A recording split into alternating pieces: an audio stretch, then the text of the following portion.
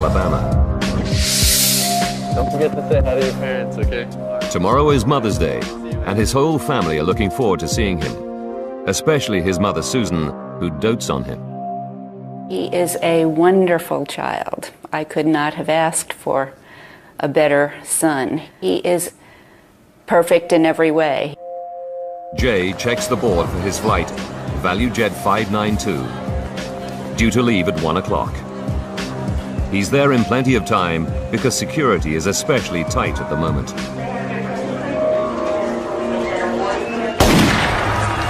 The 26th Olympic Games start soon in Atlanta, and already the FBI have arrested right-wing militants and discovered hordes of bomb-making equipment. Islamic terrorist Ramzi Youssef is also in the headlines. He's accused of trying to blow up the World Trade Center. The FBI believes that members of his gang could still be at large and ready to strike. Airliners are thought to be a prime target. Booked on the same flight as Jay Smith are Sue and Ron Carpenter. They got married just 3 days ago on a cruise ship in the Caribbean. Sue's brother, Mike, is delighted for them. She was never happier in her life, and I don't think Ron was either. They had common interest, enjoyed being together. They were such a good match. Also traveling to Atlanta, there are several children. Among them, Andrew Leonard, his brother Jeremy, and sister Tabitha. She turns 13 a week today. Call for ValuJet flight 592. In total, 105 passengers are about to board the aircraft. It's a Douglas DC-932, a twin-engine jet with a distinctive T-tail stabilizer at the rear. The DC-9 has been in service for over 3 decades and was once a mainstay of American domestic aviation. But its history is not without incident. Since 1966, 77 DC-9s have been lost, with more than 1,800 fatalities. Now 27 years old, this particular plane has clocked up over 68,000 hours in the air and is currently owned by the budget airline ValuJet. 1:25 p.m. Flight attendant Mandy Summers welcomes the passengers aboard. Her bubbly personality has earned her the nickname Mrs. ValuJet. She's only had the job for a few months, but she's hoping for promotion soon. She just knew it wasn't really where she wanted to be in her life. I guess she envisioned it as something more than it really was when she actually started. At the gate, ramp agents load the DC-9's forward cargo hold with passenger baggage, 23 kilos of US mail, and some aircraft parts, 3 tires, and several cardboard boxes labeled COMAT, short for company material.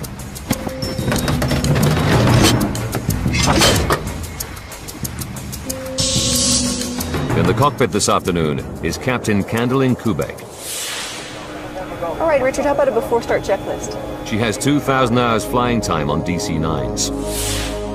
And within ValuJet, she's famous for her dedication to the job. She couldn't get it out of her blood. She was destined to fly and just wasn't happy any other way. Surprise! The day before, Candy celebrated her 35th birthday. Her crew threw her a surprise party on board the plane at Dallas and wanted her to go line dancing. But typically, she refused. She said they knew better, that I will never go out the night before a flight. 1:30 p.m. and the aircraft is 30 minutes behind schedule. There have been some minor mechanical problems. The jet's autopilot isn't working properly. A fuel gauge and cabin phone are out, and there's been a fault in the hydraulics backup circuit. Fuel crash feeds? Checking through the systems is First Officer Richard Hazen. He's an Air Force veteran with 20 years of aviation experience behind him. Faulty equipment is not an unusual state of affairs at ValuJet. The carrier sells low-cost airfares using old planes bought from around the world. Its fleet is among the oldest in America, averaging 26 years. And there have been recent incidents. Just under a year ago, an engine exploded on another DC-9 while it was on the runway at Atlanta. 7 people were injured by flying debris, and the Federal Aviation Administration has the carrier under investigation. 1:32 p.m. Opa-locka Airfield, 16 kilometers from Miami International. Daniel Mulhaupt and his friend Rick Delisle get ready for a pleasure flight in Daniel's Piper Arrow light aircraft. 1:41. Mechanics can't fix the autopilot before the flight, so the flight crew disengage it. The other faults are not serious, and the plane is ready to go. Set pressure normal. Captain Kubek and First Officer Hazen go through their final pre-flight checks, preparing for takeoff. 1:44 p.m. After 44 minutes delay, ground control finally clears Flight 592, call sign Critter, for takeoff. Florida 592, you're clear to Atlanta by the Miami 7. Clear on your side? Clear right. All right, clear over here on the left. Now the flight crew begin to taxi the 48-ton plane towards the runway and wait for their takeoff slot. 2:03. 63 minutes after the scheduled departure time, the DC-9 begins to accelerate down the runway. And Captain Kubek gently eases its nose upwards. At last, Flight 592 is on its way. For now, we ask that you just sit back, relax. Lead flight attendant Jennifer Stearns makes the customary reassuring announcement to passengers.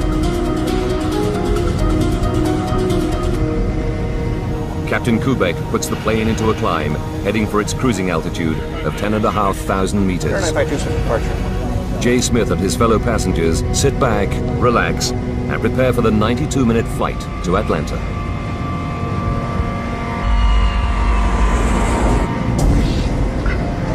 But at 2:10 p.m., just minutes after takeoff, people start to smell smoke. Flight attendant Mandy Summers attempts to reassure the passengers.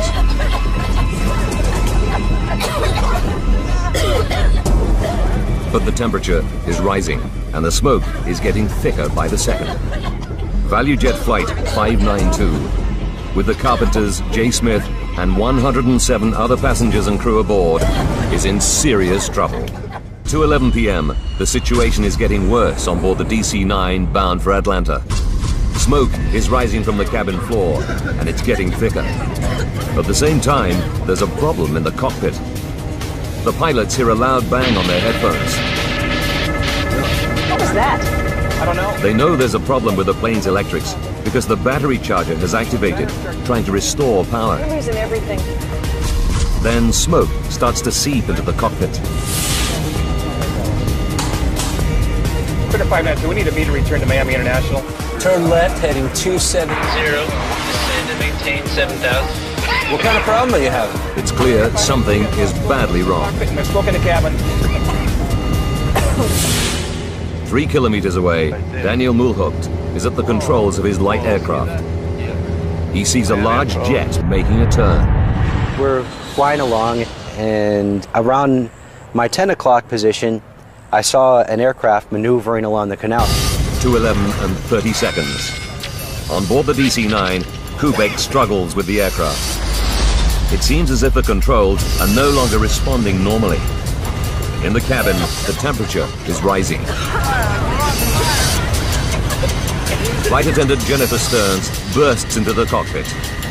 She's desperate to know why the pilots have not lowered the passengers' oxygen masks. We need oxygen. We can't get oxygen back there. Jen, we can't do it. Can't do the mask. The pilots refuse. They realize they're not going to make it back to Miami and desperately ask for the nearest airport instead. We need vectors to an immediate. And Critter 592, vector nearest runway. From his position in the light aircraft, it's obvious to Daniel Mulhaupt there's a crisis unfolding before his eyes. This guy is out of control. 2:13 p.m. On the canal below, Chris Osceola is out fishing with his uncle Sam Nelson when he sees the DC-9. Hey Sam, look at this plane. The aircraft swoops just a few hundred meters over the two fishermen. I don't see flames, I don't see smoke, the landing gear's up. He's doing some odd maneuvers out here. 2:13 and 34 seconds. On board the stricken plane, the passengers and crew have passed out.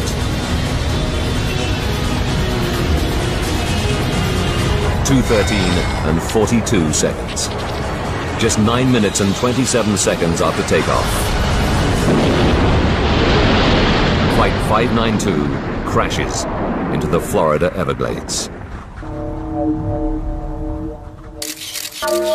These photos, taken from the light aircraft just seconds after impact, show only a dark pool of fuel on the surface of the swamp. From his plane, Daniel Mulhaupt radios ground control at Miami and tells them he's just seen a plane crash. He stays above the site to help the emergency services locate the spot.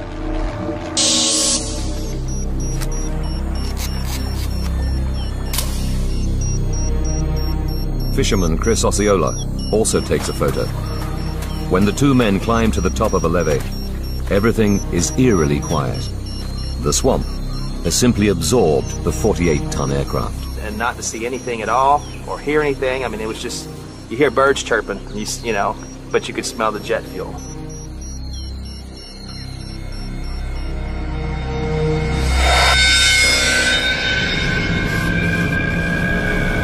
The crash site is 270 meters away from the nearest levee and 14 kilometers from the nearest road. Rescuers can only reach it by airboat and helicopter. They're confronted by a horrifying scene. Sergeant Felix Jimenez from the Miami-Dade Police is one of the first to arrive. As we got closer to the crash site, I could determine that there was an aircraft that crashed, but it was all in very small pieces.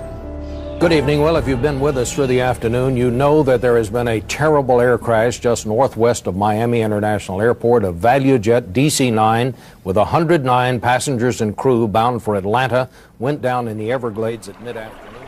As the networks get hold of the story, searches continue to look for survivors until the light fails. It's a hopeless task. We have not so far been able to find any victims, any survivors, any bodies. Within hours, the dreadful news begins to reach the relatives. Susan Smith discovers the terrible truth about her beloved son in a phone call. There was horrible screaming, and I realized that it was my daughter. She told me that a plane had gone down coming from Miami. And at the moment she told me that, in my heart I knew that it was the plane that Jay was on. Jay Smith, on his way home for Mother's Day, has had his life cut short before it could really begin. At her home near Atlanta, Georgia, Captain Kubek's mother, Marilyn, also gets the dreadful call. I really threw myself on the floor and beat the floor in despair. This just can't be true. I'm having a dream, a nightmare. This is not real. Just one of the children to die, Tabitha Leonard is killed just a week before her 13th birthday. With despair come demands for an explanation. Why did Flight 592 plummet from the sky just minutes after takeoff? Why were two such experienced pilots unable to save the plane?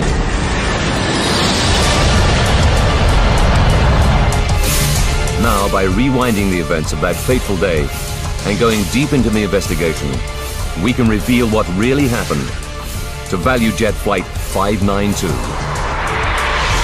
Advanced computer simulation will take us where no camera can go into the heart of the disaster zone.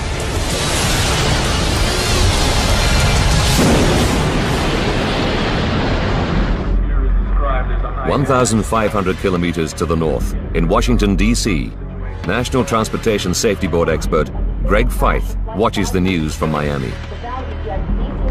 He's led 2 major investigations for the Safety Board before, but he already knows this one will be a uniquely difficult challenge.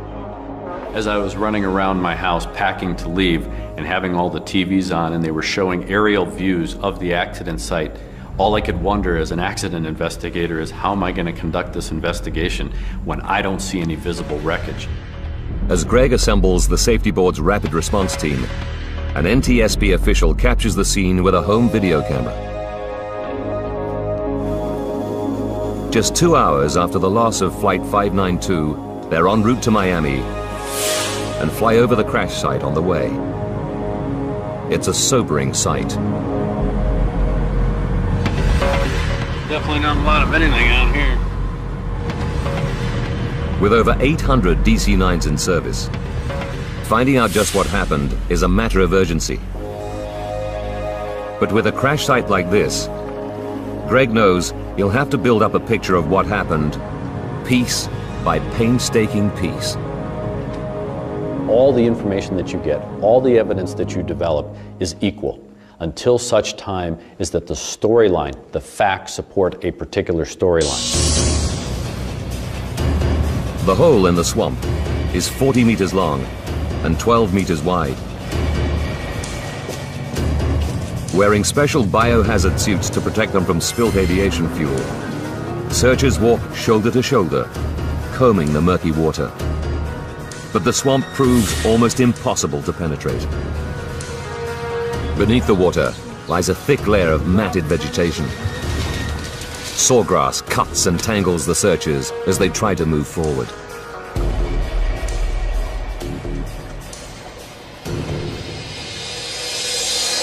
What is your full name, please? Jesse Lowell Fisher. And your occupation? As the search for clues gets underway, Safety Board experts make it a priority to interview the last person who spoke to Flight 592. What is your date of birth, please? Air Traffic Controller Jesse Fisher.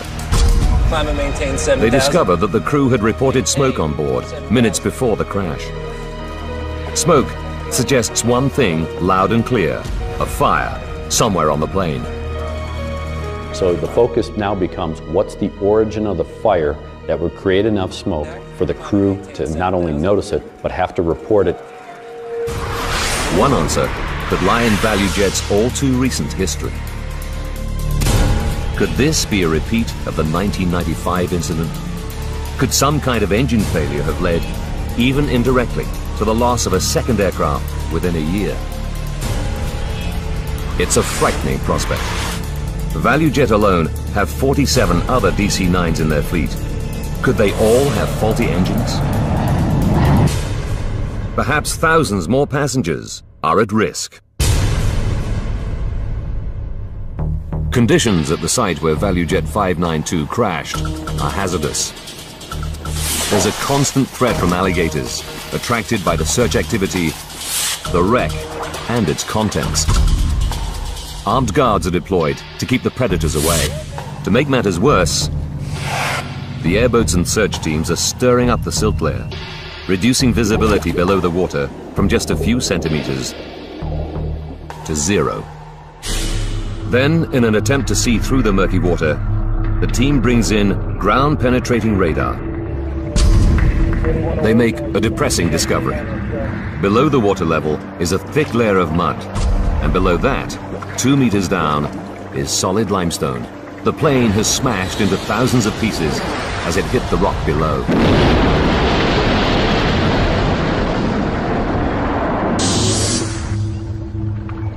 The team starts to piece together all the recovered debris at nearby Kendall Tamiami Airport, where Safety Board specialists will examine it closely. But early analysis of the engine wreckage offers little hope of an easy answer. Plane debris, sawgrass, and swamp mud have become buried deep in the engine casings. Greg Feith knows that this is only likely to happen if they were working normally on impact. While he can't rule out some sort of engine malfunction, it's looking less likely as the cause of the crash. Solving the mystery will require all the experience the NTSB have to offer. So senior board members like John Golia, a DC-9 expert, are drafted in. Even for him, the huge loss of life is hard to accept. You still feel the pressure on your emotions, knowing that 110 people have died right in this area where you're working, where you're recovering pieces. And it does eat on you. For all the investigators, the search for clues is a grim task. Every time I went out to the accident site, knowing that there were a lot of children on this flight, and you see the remnants, it was very emotionally, it's very heart-tugging. It was very, very difficult every single day. Gradually, the relatives and public learn the full horror of the tragedy. When you go through something like this, you would give anything to have those people back in your life. I can remember seeing those images of the crash, and it tore me apart. I tried not to cry in front of my mother. I would go in the shower at night and just sob. Slowly, sections of the DC-9 begin to take shape on the floor of a hangar. The investigators painstakingly recover, decontaminate, and identify thousands of pieces. There are two parts that would help the investigation more than any other: the flight data and cockpit voice recorders. But the black boxes, as they're often called, remain stubbornly hidden in the swamp. Without them, it would have made the investigative process very difficult because they were going to provide us with a lot of information. The team carry on regardless and find that even without the black boxes, the wreckage in the hangar does begin to yield useful information. Metal seat frames have melted. Carpets and fuselage coverings have burned intensely. It becomes clear that the smoke that First Officer Hazen reported has indeed come from a devastating fire, one hot enough to melt aluminium. They estimate temperatures in the cabin area must have reached at least 815 degrees Celsius. But even for DC-9 expert John Golia, the source of such an inferno is a mystery. We knew that there was an intense fire. What that meant, how that happened, was eluding us. Then, as one of the police teams fans out across the muddy pools of swamp water, an officer steps on something solid. A moment captured on camera. It's the FDR, or Flight Data Recorder, a major find. Damn, we got a box. If the box survived the crash intact, it'll provide the team with key technical data from the flight, including airspeed, altitude, and the plane's movements in the air. Crucially, it'll tell them whether the plane's engines failed. But when technicians and officials at NTSB headquarters in Washington get their first look at the flight data recorder, they're not optimistic. This flight data recorder took a severe hit, and when we first saw it in the laboratory, we had great concern that we were not going to get the data off of it. While they wait, the NTSB team consider a new, sinister option. The fire was so sudden and the loss of control so complete that a bomb has to be a possibility. Will the United States have to tell the world that terrorists are active in the southern states? Greg Fife must find the secrets to the crash of Flight 592. What could have happened to an ordinary DC-9 on a routine flight to Atlanta? Might this vast swamp be the scene of a crime? One of the things that we need to identify is whether this is a pure accident or an intentional act. If it's an intentional act, that means it's criminal. Islamic extremist Ramzi Youssef is awaiting trial for the first bombing of the World Trade Center and plotting to blow up American planes. But although Youssef is no longer at large, other terrorist cells continue to present a threat. In this period of time, we also had a new element to be concerned with, and that was the continual intelligence briefings that we had been receiving about threats to aviation in the United States. Robert Starr, leader of a group calling itself the Militia at Large of the Republic of Georgia, was arrested 2 weeks ago. Seized as part of the operation were dozens of pipe bomb components. With the Olympics so close, a major airline bombing would be just the type of attack needed to spread fear and anxiety at the Games. Working closely with FBI agents at the scene, investigators send samples of debris from the crash crater to an FBI lab. There, they'll be analyzed for traces of explosives. It's a tense time for the investigators, but then comes a major step forward. After hours of delicate work, the NTSB's analysts have managed to extract the data from the damaged flight data recorder. The evidence is stark. The aircraft seems to have been suffering multiple mechanical and electrical failures for over 2 minutes. Even the FDR itself seems to have failed about 55 seconds before impact. But the safety board can now finally rule out engine failure as the cause of the disaster. The performance data on the FDR showed us that the engines were running. So far, they know there was a fast-burning and very hot fire, and that the engines seem to have been functioning on impact. But they have little else to go on. There are still many mysteries about Flight 592. If only they can find the second black box, the vitally important cockpit voice recorder, they might find the missing clues they so desperately need. The flight data recorder won't tell us what was actually happening in the airplane. The cockpit voice recorder could give us a clue as to what the origin of the fire was, because the crew would have been talking about the things that were taking place. As the salvage teams continue to search the swamp, the investigators look for clues elsewhere. They know that ValuJet is under investigation over its poor safety and maintenance record. There were problems with this ValuJet operation virtually every week before the accident. There was a real concern that was ValuJet shorting on maintenance. Were they doing things in the interest of money rather than safety? That was a very big concern throughout the process of this accident investigation. Greg and his team examine the plane's recent fault history. Can they find the answer to the crash here?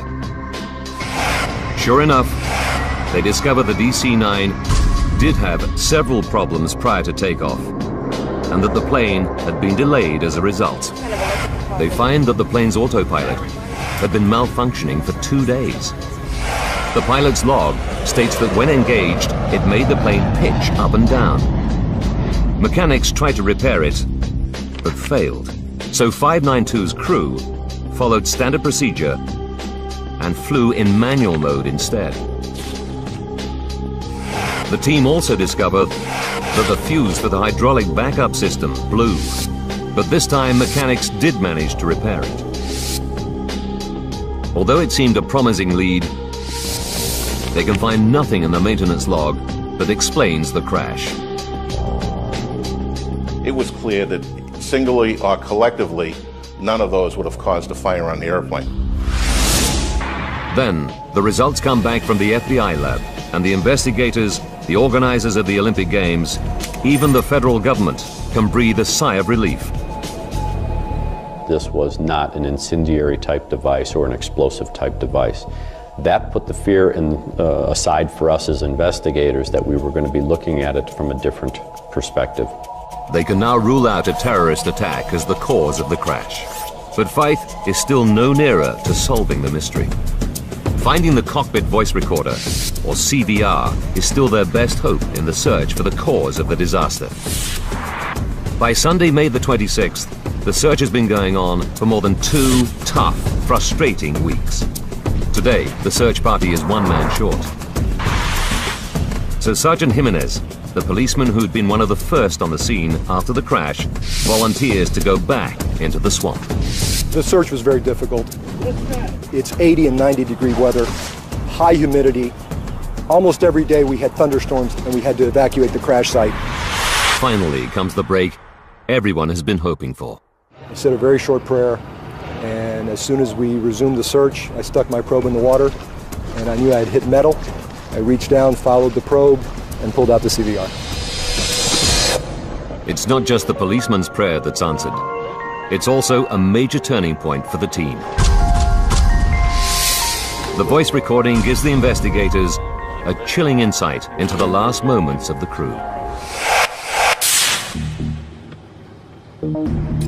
First, they discover that Captain Kubek and her co-pilot Richard Hazen knew they had a problem at 2:10 p.m., 6 minutes into the flight, when they heard a strange noise on their headphones. What was that? I don't know. We got some kind of electrical problem. Then the plane's battery charger kicks into life. Battery charger's kicking in. We're losing everything. It's another clue. The battery charger would start if there was a loss of electrical power. Could an electrical fault have caused the fire? After all, the DC-9 was 27 years old and carried kilometers of cabling. A faulty wire in or near the passenger cabin might have caused a spark and started the blaze. It's a long shot because pinpointing such a short circuit is extremely difficult. But spurred on by the cockpit conversations and the FDR record, Greg tells the investigators to probe the remains of the wiring and the circuit breakers. Much of the wiring has been badly damaged or completely destroyed. The rest is in bits on the hangar floor, but for the team, there could still be clues to be had. Because it's broken in 10 places, that doesn't mean it's not going to tell you a story. Every one of those pieces, when you decide to look at them, has a story to tell. But try as they might, they can't find any evidence for a short circuit. It's another dead end. Once more, they return to the cockpit voice recorder. We need oxygen. We can't get oxygen back there. Nearly 3 minutes before the crash, Flight Attendant Jennifer Stearns opens the cockpit door. It's clear that the passengers in the cabin are the first to be overcome by smoke. To Fife, this places the fire somewhere behind the pilots. The investigators at Kendall Tamiami concentrate on the area around the jet's passenger cabin. What they discover is shocking. The fire was so intense here that the floor has literally melted away. Could something beneath the passengers' feet, possibly in the forward cargo hold, have started the fire? It's an unlikely scenario. This compartment is officially known as a Class D hold. Completely airtight, it also has a fireproof lining. Any blaze here should quickly burn itself out through lack of oxygen. But Fife decides to check it out anyhow. We had to go back to the manifest. We had to see what was in that forward cargo hold. The safety board studies the paperwork to see if the forward hold contained anything suspicious. It indicates that in the hold were 28 kilos of mail and some passenger baggage. But with a bomb or incendiary device already ruled out, investigators move on. The manifest also shows 2 consignments of aircraft parts in the compartment. Instantly, they see something suspicious. 3 tires from another DC-9. For transportation, tires should be filled with nitrogen and underinflated or they can burst. An oversight here could possibly be the cause of the disaster, but the records show that the ground crew followed correct procedure. Another promising lead has gone nowhere.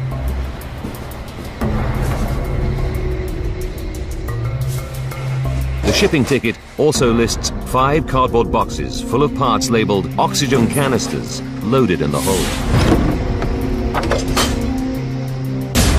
At first, Greg and his team have no concerns. They think they're empty steel oxygen cylinders as fitted to many different kinds of plane. But then, the whole investigation takes a dramatic turn. These are not simply oxygen cylinders. In fact, they're chemical oxygen generators, small metal canisters containing a volatile and potentially hazardous mix of compounds. Investigators are horrified. That changed the whole complexity and complexion of the investigation. When installed, the generators supply oxygen for passengers in an emergency. They're attached to a face mask with a thin rope that connects to a firing pin. If passengers pull down on the masks, the pin is released, starting a chemical reaction which produces oxygen. During use, the generator's surface temperature can reach 260 degrees Celsius. Could the spare generators housed in the hold have somehow activated and burst into flames? There's just one problem with this theory. The shipping ticket lists all the generators as empty, so they couldn't have been hazardous. Or could they? Investigators interview staff from ValuJet's maintenance company, SaberTech, based in Miami. They discover that the generators in the boxes on board Flight 592 had been removed from 2 McDonnell Douglas MD-82 jets because they were out of date. The rules for disposal are clear. They should either be activated and disposed of properly, or made safe by fitting small safety caps over the firing mechanism. SaberTech produces work cards confirming that the generators were properly dealt with. But then comes a remarkable discovery. Salvage teams recovered 28 of the generators from the swamp, 18 almost intact. Greg and his team examined them carefully. To their amazement, they discover that 9 of the 28 show signs of activation. At least some of the oxygen generators could not have been empty as the shipping ticket said. When they questioned the SaberTech workers further, they admit that they did not fit any safety caps on the canisters. They just duct taped the cords round the metal canisters or cut them and stuck the ends down with tape. Then they signed off the work cards, even though the correct procedure hadn't been followed. Finally, a stock clerk packed them loosely under a layer of bubble wrap. I couldn't understand how the process could break down so substantially, and the carelessness that originated on the shop floor could escalate to getting these oxygen generators on the airplane. But so far, it's only a theory. Greg and the team don't know for sure whether an activated generator could produce enough heat to start a fire.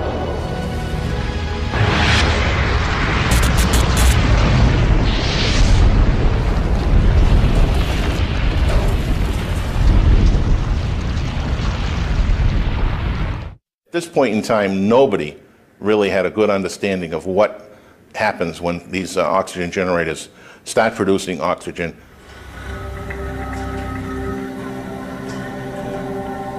The NTSB embark on a critical experiment.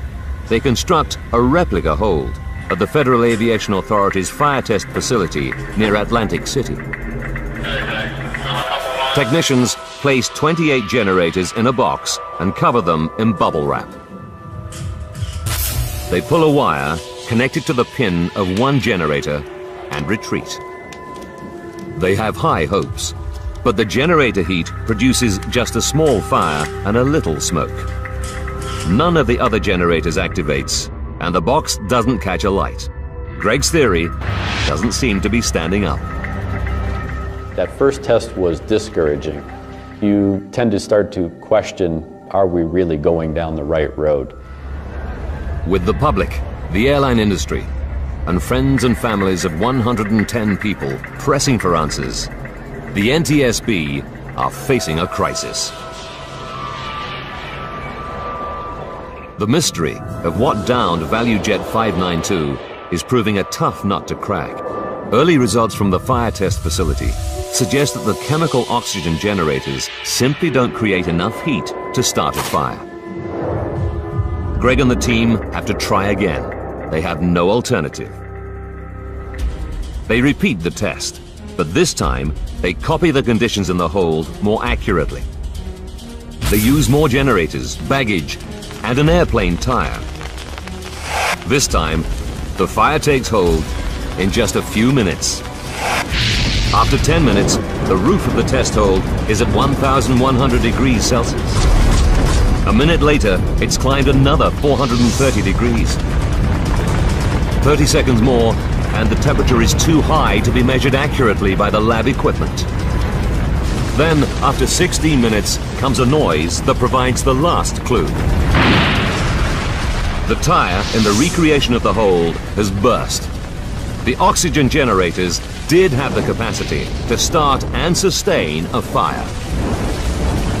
You have 144 little blowtorches in essence, and the intensity of the heat escalated from what we found in post-accident testing to over 3,000 degrees. Investigators now know the critical chain of events that led to the crash of Flight 592. They know why a fire started on board the plane, what fueled it, and why the pilots lost control of the aircraft, leaving everyone on board seconds from disaster.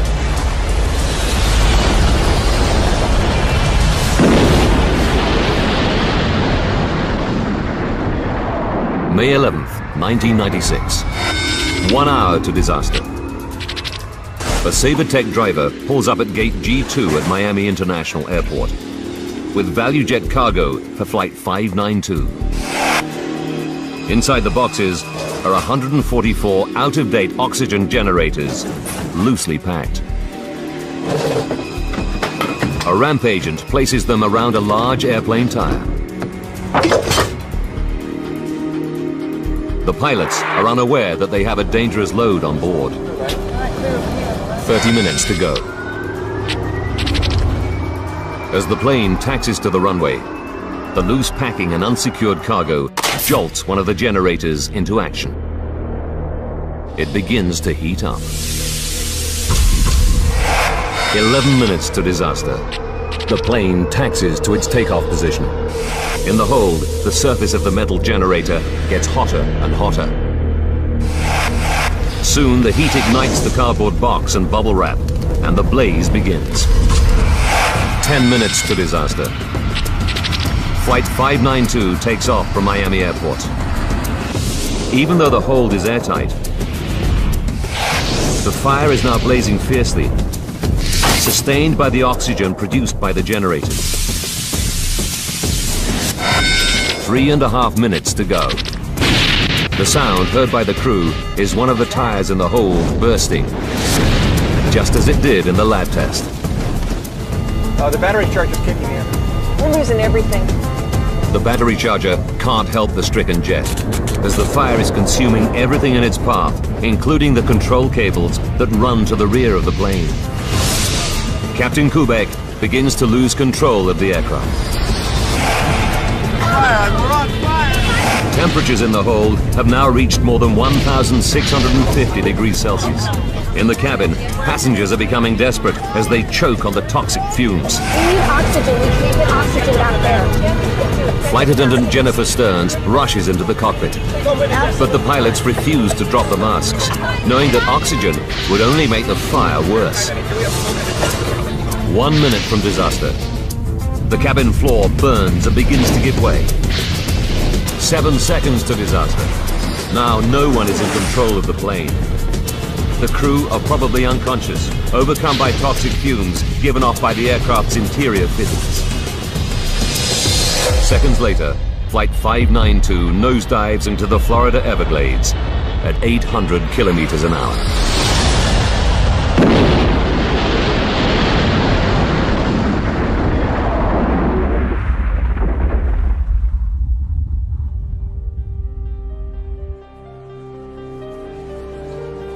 Nearly 3 months after the crash, relatives hold a mass funeral for 48 of the victims, whose remains are interred together.